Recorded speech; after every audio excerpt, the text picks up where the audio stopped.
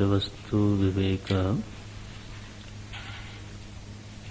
इह मूत्रार्थ फल भोग विराग समाधि षट्क संपत्ति मुमुक्षुत्वानि नित्यानित्यवस्तु विवेकस्तावत् ब्रह्मैव नित्यं वस्तु ततः अन्यत् अखिलम् अनित्यम् इति विवेचनम्।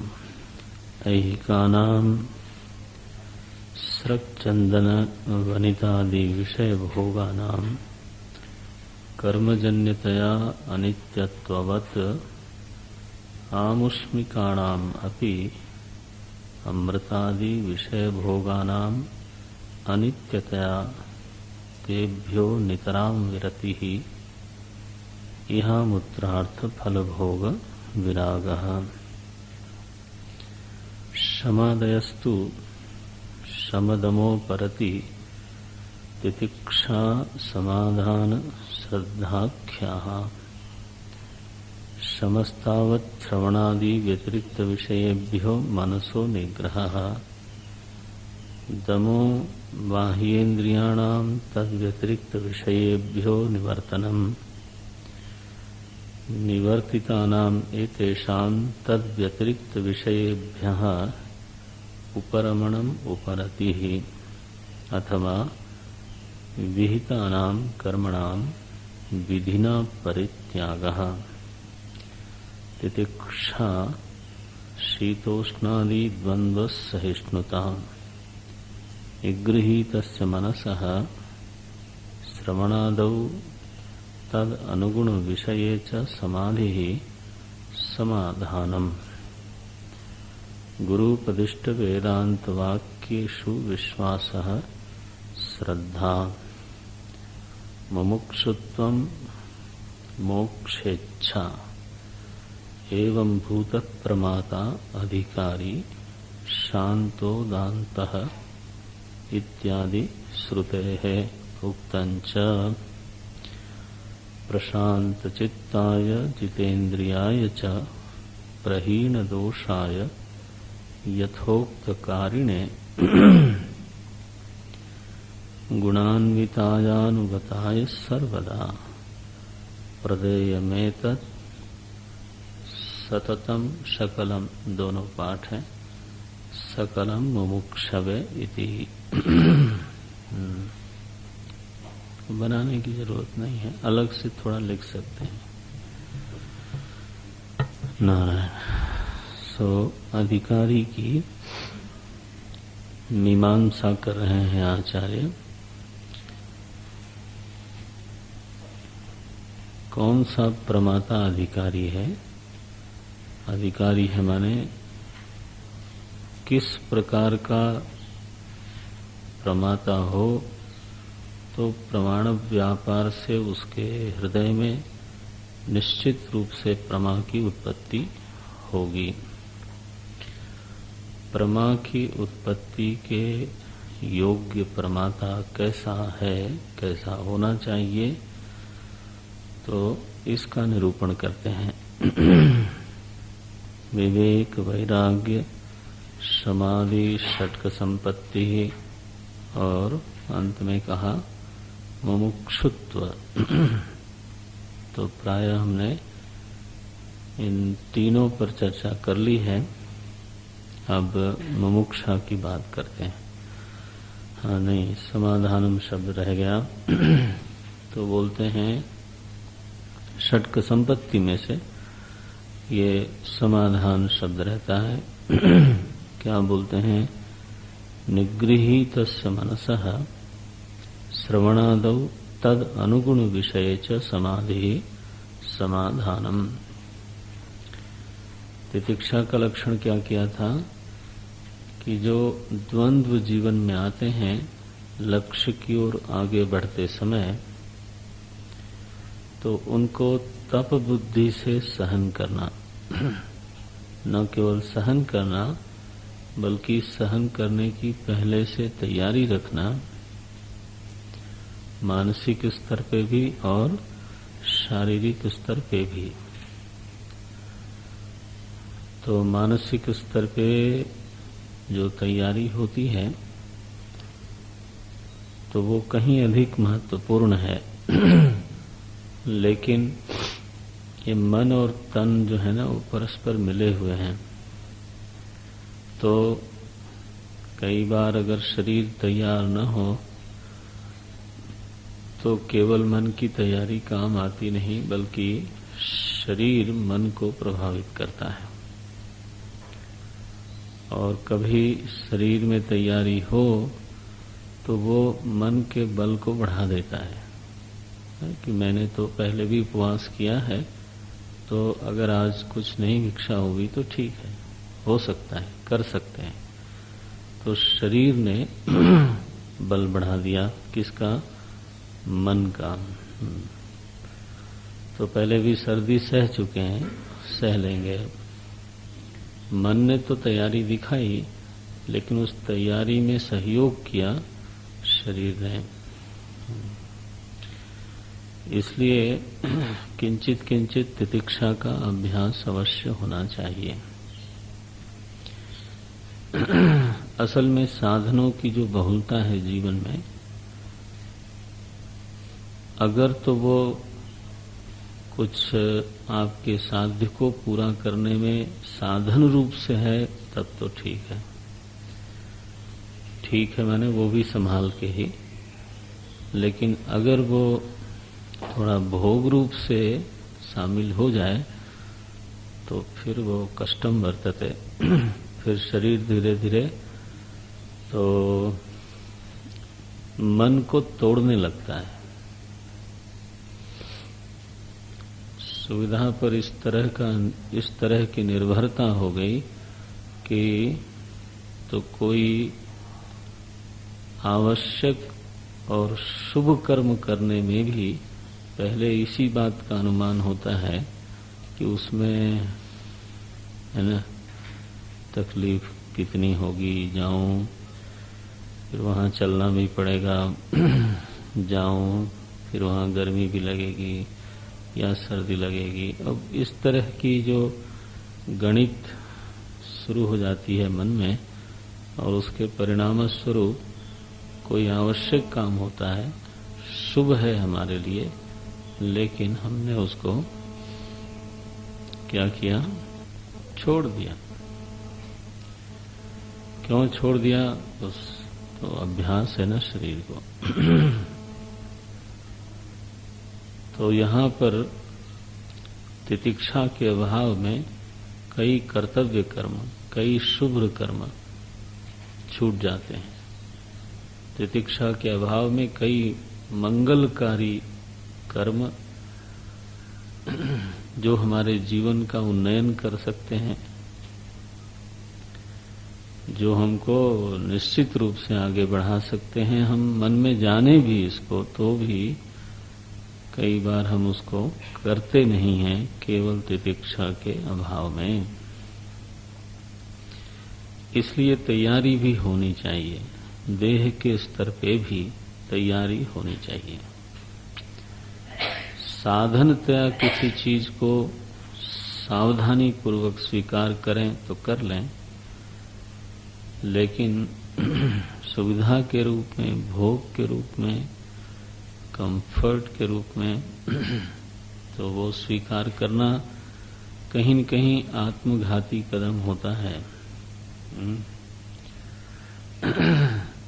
तो ये बड़ा व्यक्तिगत मामला है, इसको समझ लें कि तितिक्षा की जरूरत होती है और फिर जितना जैसा बनता है, लेकिन तैयारी करनी चाहिए।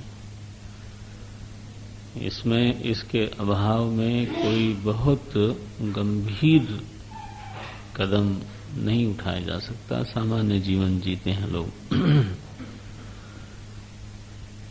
समाधान क्या हुआ? बोलते हैं निगृहीतस्य मनसः, जो शम से, दम से, उपरति से मन का निग्रहण हुआ, निश्शेषेण ग्रहणम इति, मन को निश्शेष रूप से, संपूर्ण रूप से जो आपने ग्रहण कर लिया, तो उसको ग्रहण तो कर लिया विषयों से हटा करके, लेकिन उसका कहीं कहीं आधान भी करना पड़ेगा ना। तो चित्त बाहर से ले आए अंदर, तो अंदर कहीं उसको आधार देना होगा। तो बोलते हैं निगृहीत मनसः श्रवणादौ। देखो, माने श्रवण में पूरी तरह से मन को निक्षिप्त कर देना, ये भी समाधान है। श्रवणादौ आदि पद से क्या होगा? मनन में या फिर निधिध्यासन में। श्रवणादौ तद अनुगुण विषय। इतना ही नहीं, बल्कि श्रवण के जो उपकारी विषय हैं, जिसको आप क्रियात्मक साधना बोलते हो, बहिरंग साधना बोलते हो, उसमें भी मन को लगाना। इसमें आपका आसन भी आता है, प्राणायाम भी आता है, पूजा भी आती है। जो भी श्रवण मनन निधिध्यासन को सहयोग करने वाली साधनाएं हैं, है ना, वो सभी की सभी तद अनुगुण विषय मानी जाएंगी, है ना। और उसमें अपने मन को लगाना, विपरीत से हटाना और अनुकूल में लगाना। तो अनुकूल में जो लगाने की सामर्थ्य है, उसको बोलते हैं समाधानम। सुबोधनी टीका में ऐसा लिखा, तो बोले शब्दादि विषयेभ्यो निगृहीतस्य अंतःकरणस्य श्रवणादौ तद अनुगुणेषु तद उपकारकेषु अमानित्वादि साधन विषयेषु। वो आप में नहीं होगा, आपके ग्रंथ में। साधन विषयेषु समाधि माने नैरंतर्येण तच्चिंतनम समाधानम इत्यर्थः। तो ये जो अमानित्वादि गीता में आप पढ़ेंगे, उनमें नैरंतर्येण निरंतरता आ जाए, अव्यवहित साधना हो, घनीभूत साधना हो, है ना। तो मनोरंजन भी साधना में तीव्रता लाने के लिए ही हो कि थोड़ा मन को आराम मिल जाए, तो फिर हमारी साधना में तीव्रता आवेगी। मनोरंजन के लिए नहीं होना चाहिए। थोड़ा क्या बोलते हैं, विषय बदल दिया, थोड़ा रंजन हो गया, आराम मिल गया उसको, फिर से उससे ज्यादा काम ले सकते हैं। इसके लिए तो आधानम समाधि ही। समाधि का अर्थ क्या है? समाधीयते इति समाधि ही। तो समाधीयते, जिसमें आप अपने समस्त अंतःकरण का आधान करते हो, उसको समाधि बोलते हैं। समाधि के दो अर्थ होते हैं। तो समाधीयते सर्वाः वृत्तयः यस्याम अवस्थायाम सा अवस्था समाधि। समाधीयते सर्वाः समाधीयन्ते सर्वाः वृत्तयः यस्मिन् आत्मनि स आत्मा अपि समाधि इति उच्यते। देखो, तो जिसमें सारी वृत्तियों का आधान कर देते हो, उस अवस्था का नाम भी समाधि है। और जिसमें सारी वृत्तियां सहज रूप से ही समाहित होती चली जा रही हैं, वो तो आत्मदेव हैं, वो तो आत्मा ही है। आखिर आपकी सारी वृत्तियां कहाँ जाके लीन हो रही हैं? आत्मा में। तो आत्मा का ही नाम समाधि है, अवस्था का भी नाम समाधि है, और आत्मा का नाम भी समाधि है। देखो, लेकिन मुख्य अर्थ, व्युत्पत्ति अर्थ क्या है इसका? कि जिसमें समाधान हो, समाधीयन्ते, सारी वृत्तियों को आधान करने की जो प्रक्रिया है, उसको बोलते हैं समाधि। तो श्रवणादौ तद अनुगुण विषय च समाधि समाधानम। श्रद्धा क्या है? बोले गुरुपदिष्ट वेदांत वाक्येषु विश्वासः श्रद्धा।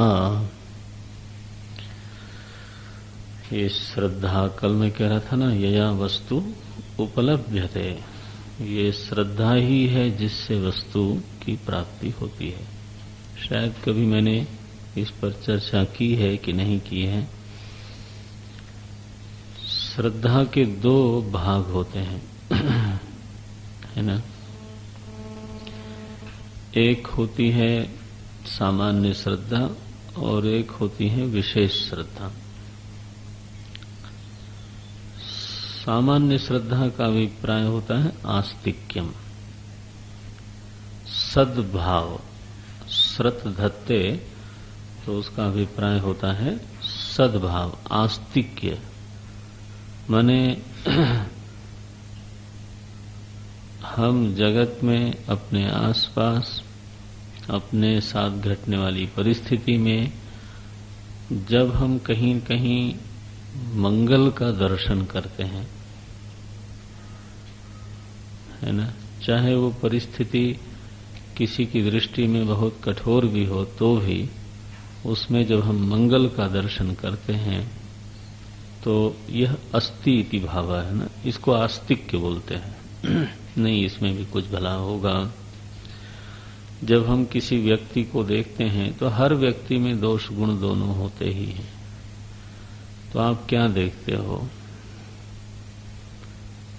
बोले दोष ही दोष हैं, ये हो नहीं सकता, ये गलत बात है, क्योंकि हर व्यक्ति में गुण भी जरूर होगा, है ना। तो हमारी दृष्टि कहाँ जाती है? इसको श्रद्धा का प्रथम रूप बोलते हैं सकारात्मकता, पॉजिटिविटी। परिस्थिति में, व्यक्ति में, देश में, काल में, प्रभु की कृपा में, लोगों की सज्जनता में जो विश्वास होता है, किसी भी व्यक्ति को प्रथम तो वह सज्जन ही मानता है, श्रद्धालु व्यक्ति। उसके सामने समस्या यह है कि आपको मैं सज्जन तब तक मानता रहूंगा जब तक आप अपने को दुर्जन सिद्ध न कर दो। माने unless you prove your self otherwise. लेकिन मेरी जो प्रथम मान्यता होगी वो ये होगी कि आप सभी लोग सज्जन हो। ये श्रद्धा का बिल्कुल सामान्य रूप है और यही होनी ही चाहिए। व्यक्ति जब भीतर तक सर्वतोभाव से सकारात्मक होता है, पॉजिटिव होता है, इसको बार बार निरीक्षण करने की आवश्यकता है। निगेटिविटी ही अश्रद्धा है। किसी के वचन में नास्ति भाव करना, किसी के व्यक्तित्व में नास्ति भाव करना, परिस्थिति की मंगल रूपता में नास्ति भाव करना। अब क्या होगा? बड़ा कष्ट है महाराज, दुनिया कहाँ जाएगी? अरे तू अपने को संभाल पहले, दुनिया कहाँ जाएगी?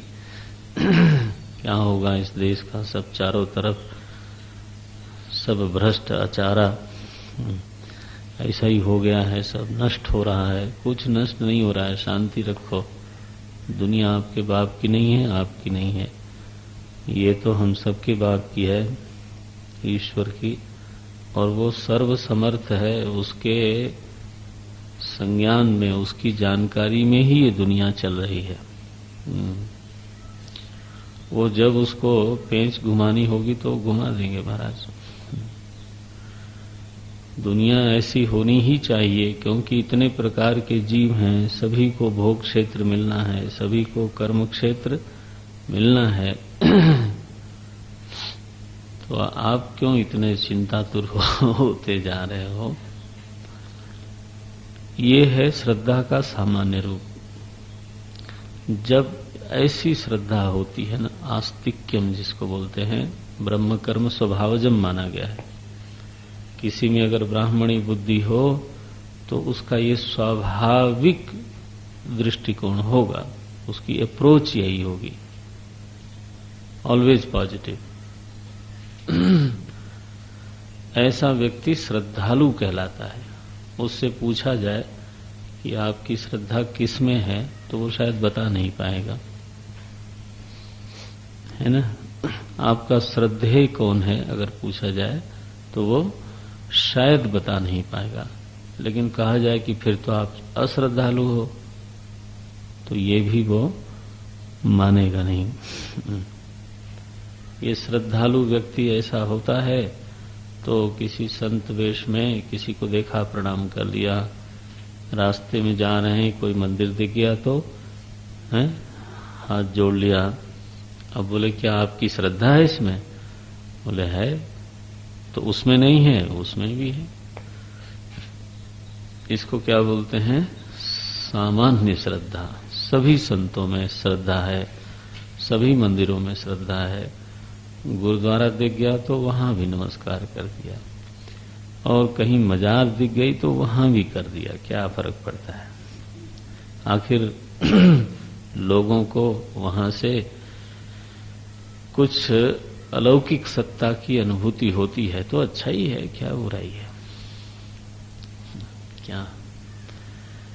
इसलिए यह श्रद्धा तो, सामान्य श्रद्धा तो हर जगह व्यक्त होती रहती है, जीवन को हरा भरा करती है, सींचती है। हाँ, लेकिन ये इस श्रद्धा से प्रमा की उत्पत्ति नहीं होती। आप समझते हो? इस श्रद्धा से प्रमा की उत्पत्ति नहीं हो सकती। यह व्यक्ति जीवन में सुखी होगा, सज्जन बन जाएगा, उसके चित्त में हमेशा आग नहीं होगी, शीतलता होगी, वो ठीक है। उसके मित्र भी ज्यादा होंगे, वो भी ठीक है। लेकिन प्रमा के लिए तो विशेष श्रद्धा की आवश्यकता होती है। यह जो श्रद्धा है, जिसको मैंने सामान्य श्रद्धा कहा, उसका स्रोत है कहां से आती है ये श्रद्धा? कुछ तो पूर्व जन्म से ही आती है। पूर्व जन्म के पुण्य कर्मों से कोई जन्मतः ही श्रद्धालु होता है, उसको नास्तिकता पसंद नहीं है। उसको कोई चीज हमेशा नकारात्मक बात कोई करे तो उसको वो सहज ही पसंद नहीं आता। बोले ये आदमी क्या कर रहा है, नकारात्मक है। जब देखो तब गलत चीज ही देखता है ना। पहले नहीं, बड़ी मुश्किल से कोई और चीज हो सकती है। नहीं भरा हुआ है तो अच्छा ही नहीं लगता ऐसा। अच्छा, मान लो पूर्व जन्म से पूंजी लेके नहीं आए तो क्या करोगे? तो बोले इस जन्म में पुण्य करो। सामान्य श्रद्धा का दूसरा हेतु है सत्कर्म। सत्कर्म समझ के थोड़ा किया जाए तो वह भीतर निर्भयता को प्रकट करता है, नैतिक बल प्रकट होता है। सद्व्यवहार से, सत्कर्म से नैतिक बल बनता है। और जो व्यक्ति निर्भय है भीतर, वह दूसरों पर विश्वास करने में समर्थ होता है। ठीक है कि नहीं? जो व्यक्ति भयभीत है वो किस पर विश्वास करेगा? बड़ा मुश्किल है उसके लिए। वो अपने मित्र पर क्या करे, अपने भाई पर नहीं कर पाता, अपने सगे संबंधी पर नहीं कर पाता। क्यों? इसलिए नहीं कि सामने वाला विश्वास के लायक नहीं है, इसलिए कि वो महाराज डरपोक है, भीतर से खंडित है, निर्भयता आई नहीं। तो आप समझते हो, अभी हम गंगा जी में रोज नहा रहे थे ऋषिकेश, तो एक छोटी लड़की देवलिंग देहरादून से, अब वो नहाना तो उसको जरूर है, रोज जाती थी।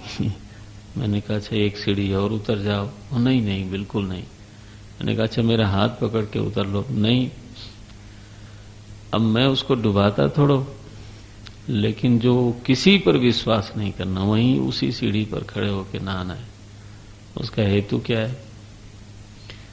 दूसरे की अविश्वसनीयता या उसके स्वयं का डर?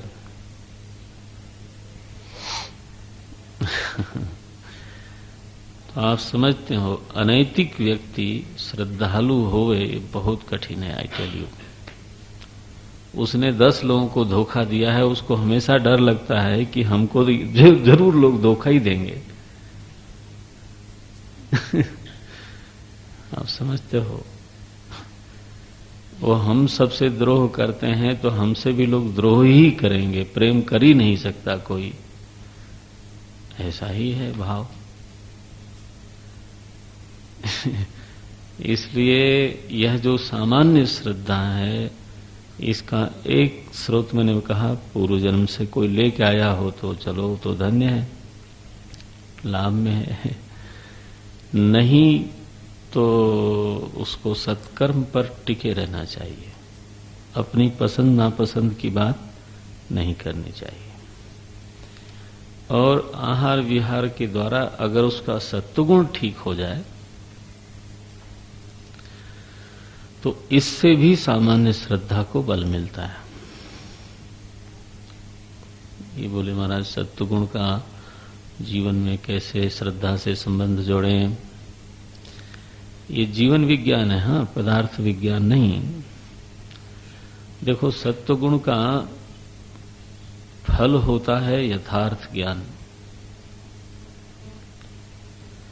सत्वगुण अगर बढ़ा हुआ हो तो चीजों को ठीक देखने की सामर्थ्य पैदा हो जाती है, वो जैसी हैं वैसी दिखाई देती हैं।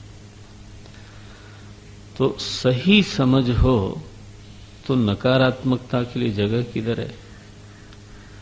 क्योंकि सही समझ क्या ये तकाजा है?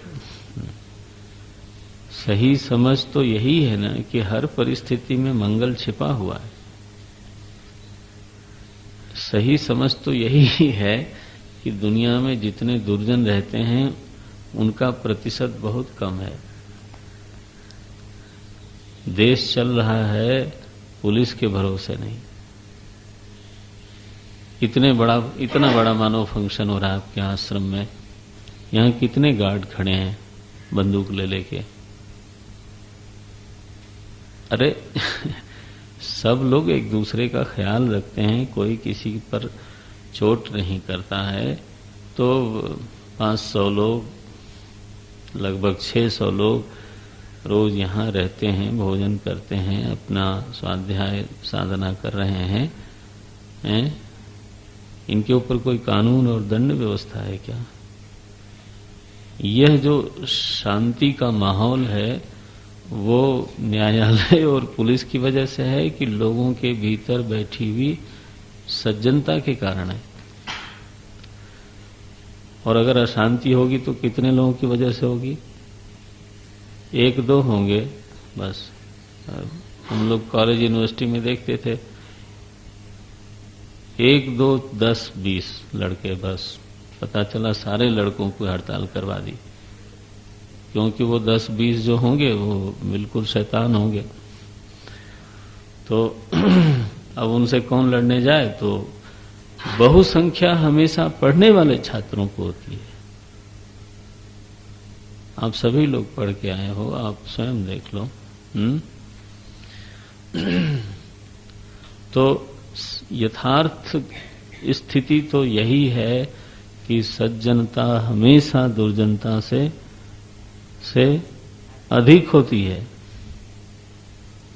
नहीं तो ये दुनिया चल नहीं सकती। बोले आज बम विस्फोट हो गया। कहाँ? रेलवे स्टेशन पे। बाकी रेलवे स्टेशनों पे क्या हुआ? बोले कुछ नहीं हुआ। वो तो अखबार में नहीं आएगा ना, क्योंकि वो न्यूज नहीं है। हमें पंजाब केसरी के जो ओनर हैं, मैंने बताया था, उन्होंने कहा कि कुत्ते ने आदमी को काटा, ये कोई न्यूज है? न्यूज तो तब हो जब आदमी कुत्ते को काट ले।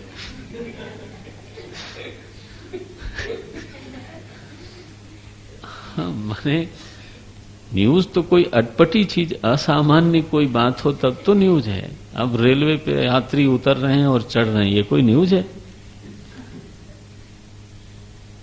तो बोले हजारों, माने लाख में होंगे हमारे यहाँ स्टेशन।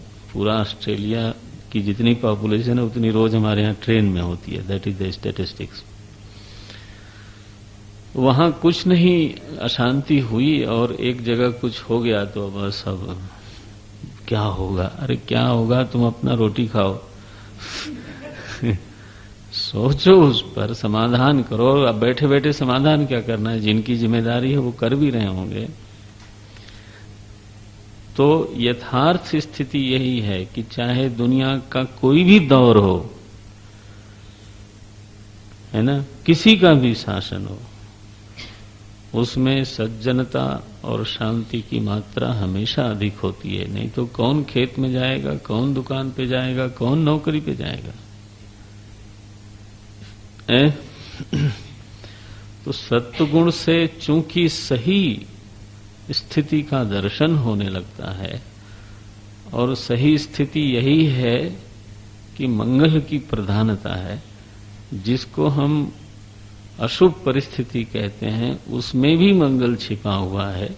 सही समझ से दिखाई देता है। सही समझ का हेतु क्या है?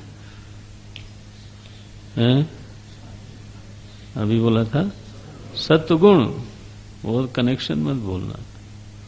सत्वगुण से यथार्थ ज्ञान की सामर्थ्य आई। और यथार्थ स्थिति क्या है?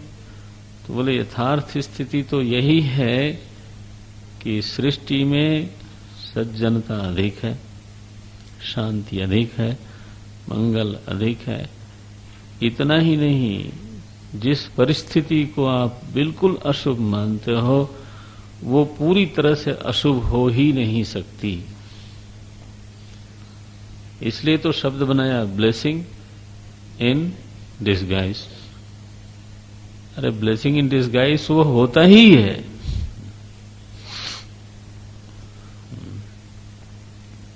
आप समझते हो? किसी भी व्यक्ति में अगर वो दुर्जन भी हो तो 100% दुर्जन हो नहीं सकता। वो हो ही नहीं सकता, क्या करें? सत्वगुण इस प्रकार की समझ पैदा करता है। जब समझ ठीक हो गई तो जो सही है उसको स्वीकार करना ही पड़ता है। सो सामान्य श्रद्धा के सामान्य रूप से 3 स्रोत हैं। एक तो पूर्व जन्म के सत्कर्मों से आप जन्मतः श्रद्धालु हो, है ना। एक दिन के लिए भी, 1 घंटे के लिए भी आदमी नास्तिक नहीं हुआ। आजकल कई साधु लोग भी जो ना अपने को नास्तिक कहने में पहले गौरव का अनुभव करते हैं कि पहले मैं नास्तिक था। ये कोई गौरव की बात है? ऐसा दिखाने की क्या कोशिश करनी है कि पहले मैं नास्तिक था, इसमें क्या बड़प्पन है? है जी। हाँ, जिज्ञासु था, क्यूरियस था, वो तो हो सकता है, लेकिन पहले मैं नास्तिक था, शैतान था। अच्छा, क्या क्वालिफिकेशन लेके आए हो आप? संत लोग कई बार बोलते हैं, एक कैरिड अवे, भेड़ चाल जिसको बोलते हैं। अरे महिमा तो ये है कि जीवन में हम 1 घंटे के लिए भी नास्तिक नहीं बने, बचपन से ही। इसका मतलब है कि पूर्व से आपके पास पूंजी पूरी है। ये तो महिमा है, नास्तिक होने में क्या महिमा है। अच्छा, फिर दूसरा स्रोत कहा सत्कर्म, सदाचार, और तीसरा कहा आहार विहार के द्वारा सत्व गुण का संवर्धन करे व्यक्ति तो श्रद्धा बढ़ती है। श्रद्धालु व्यक्ति ही, चूंकि उसके मन में संतों के प्रति आदर इत्यादि होता है, तो वही सत्संग में जाता है, वही संतों के पास जाता है। इसलिए दो हेतु गोस्वामी ने लिखा, पुण्य पुंज बिन मिले न संता, ऐसा भी लिखा, बिन हरि कृपा मिले नहीं संता, ऐसा भी लिखा। दो दो हेतु हैं। हाँ देखो, तो ठीक है जी, सामान्य श्रद्धा का तो ये रूप हो गया। फिर यही जो श्रद्धालु है, जिसको सामान्य श्रद्धा मैंने कहा, इस श्रद्धा से जो युक्त श्रद्धालु है, उसके जीवन में कोई श्रद्धे का आगमन हो जाए। श्रद्धा उसकी अपनी कमाई है, सामान्य श्रद्धा, हाँ, लेकिन किसी श्रद्धे को मिला देना, उसके जीवन में किसी श्रद्धे का आगमन हो जाना, ये तो फिर कृपा है। विवेक चूड़ामणि में लिखा, दैवानुग्रह हेतुकम। शंकराचार्य जी महाराज से कहा, आप इतने बड़े तार्किक हो, ये क्या कह रहे हो? बोले वही कह रहा हूं जो कहना चाहिए। मनुष्यत्वम मुमुक्षुत्वम महापुरुष संश्रय दुर्लभम त्रयमेव वैतत् दैवानुग्रह हेतुकम। तो ये तो अनुग्रह हेतुकम है, ये तीनों बना कि नहीं? तो देखो, तो ये प्रभु कृपा से जब इसी श्रद्धालु के जीवन में कोई श्रद्धे आवे, तो उसकी सामान्य श्रद्धा संकेंद्रित हो जाती है उस श्रद्धे में। वो दूसरों के प्रति अश्रद्धालु नहीं बनता, लेकिन फिर भी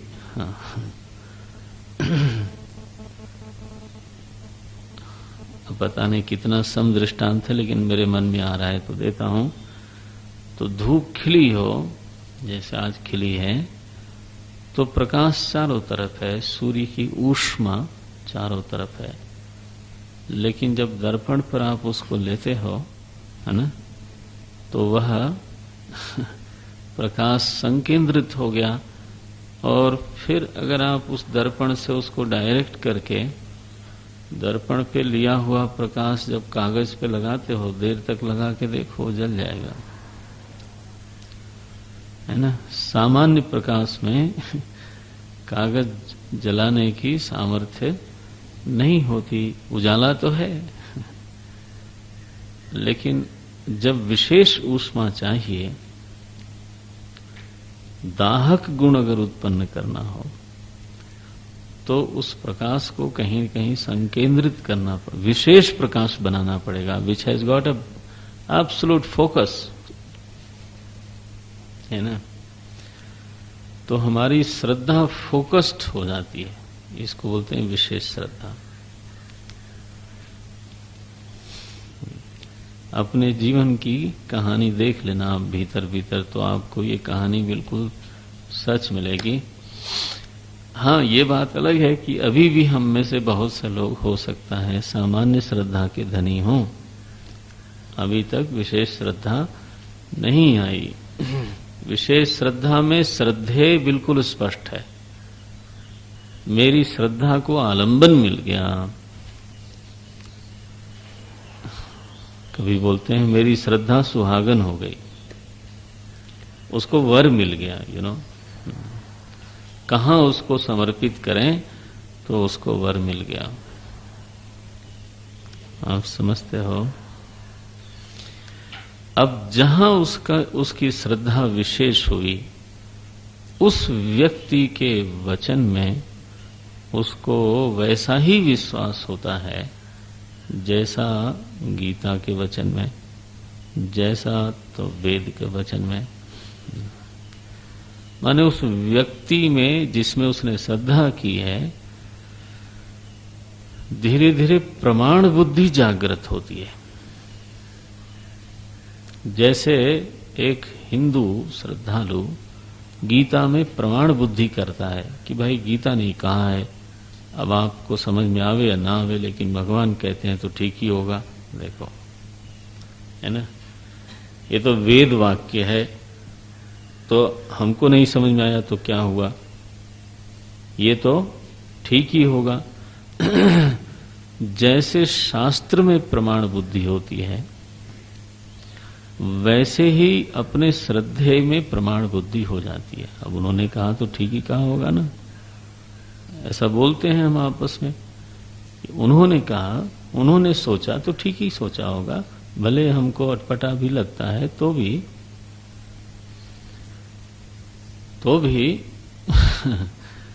ठीक ही सोचा होगा। इस प्रकार की जब सचमुच में भावना प्रकट होने लगे भीतर से, तब समझना चाहिए अब मेरी श्रद्धा थोड़ी थोड़ी गाढ़ी हो रही है, क्योंकि प्रमाण बुद्धि प्रकट हो रही है उसमें। उन्होंने किया तो ठीक किया होगा, उन्होंने ऐसा निर्णय लिया तो हाँ अपरेंटली तो ठीक नहीं लगता है, लेकिन फिर भी सब कुछ अपरेंट ही थोड़ा होता है, कई चीजें अंदर से और भी होती हैं, तो ठीक ही होगा। आप समझते हो, इसको बोलते हैं श्रद्धा का विशेष हो जाना।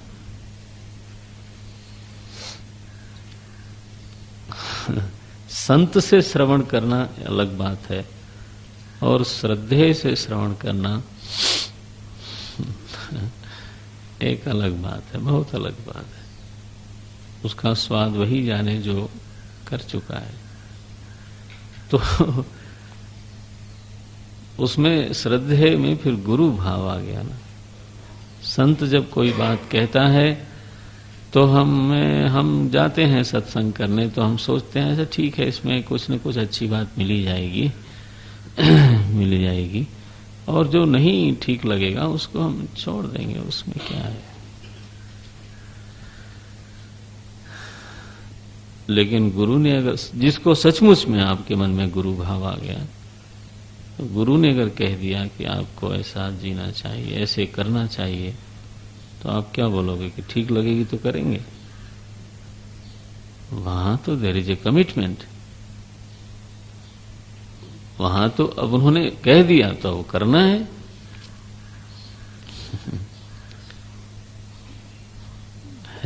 समझ में आता है। इसलिए दुनिया में बहुत से सामान्य श्रद्धालु सत्संग करना चाहते हैं, विधिवत श्रवण नहीं हो सकता उनका। और सत्संग से क्या होता है, बहुत लाभ होता है। सत्संगत्व निसंगत्व होता है, लेकिन प्रमा की उत्पत्ति के लिए सामान्य श्रद्धा अपर्याप्त है। ये बात पक्की है और पक्की है।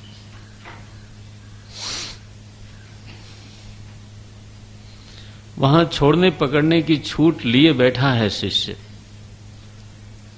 है ना कि ये चीज नहीं समझ में आएगी, नहीं अपील करेगी तो छोड़ देंगे, और अपील कर गई तो पकड़ लेंगे। ये छूट लिए बैठा है।